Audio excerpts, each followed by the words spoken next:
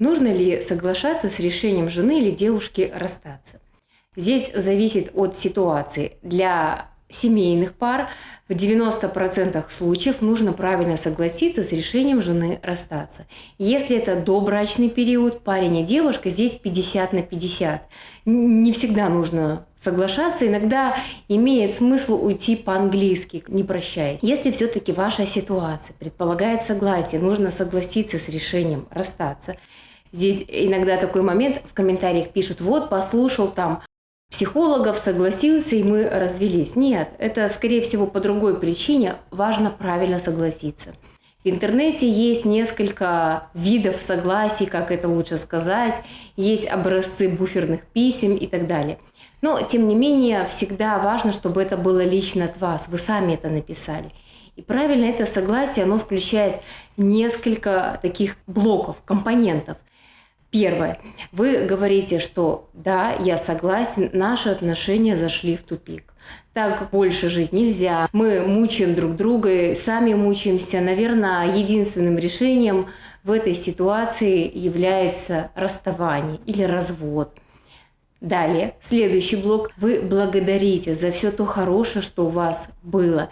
Здесь, в зависимости от ситуации, вы говорите: я благодарен судьбе за то, что мы встретились, за те приятные моменты, которые у нас были, как мы вместе ездили на море, куда-то ходили, за детей, за совместно прожитые годы. Есть за что поблагодарить.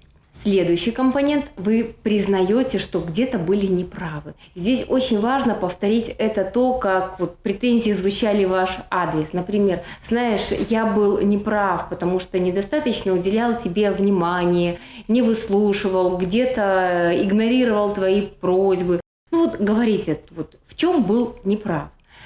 Далее, следующий компонент, четвертый, это, скажем так, вот не то чтобы извинение, но кто-то может сказать: извини, что причинил тебе боль, извини, что заставил тебя страдать. Это такой глубокий уровень. Можно сказать в более лайтовом варианте, этого тоже достаточно. Например: мне очень жаль, что я причинил тебе страдания, заставил страдать.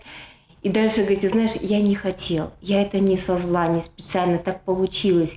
Я только сейчас понимаю, что вот не всегда был прав, и мои поступки или слова задевали тебя, я хотел пошутить, оказывается, что вот это было очень обидно. Прости меня, если можешь. Вот обязательно нужно добавлять вот это окончание: если можешь. Это дает другому человеку право выбора, скажем так. И когда человек говорит: ну, если можешь, обычно прощают, говорят: ой, ну что ты там, всякое бывает, я тоже где-то была не права, и там слово за слово. И иногда даже вот на этом этапе люди мирятся, вот они вот, этот вот излишнее напряжение, статика уходит. Ну, бывает, но очень редко, к сожалению.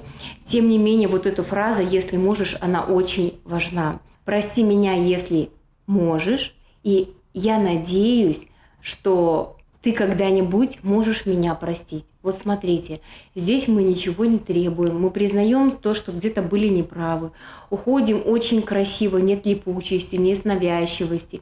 И человек начинает задумываться. Реально, если это сказано от души, от чистого сердца, человек задумывается.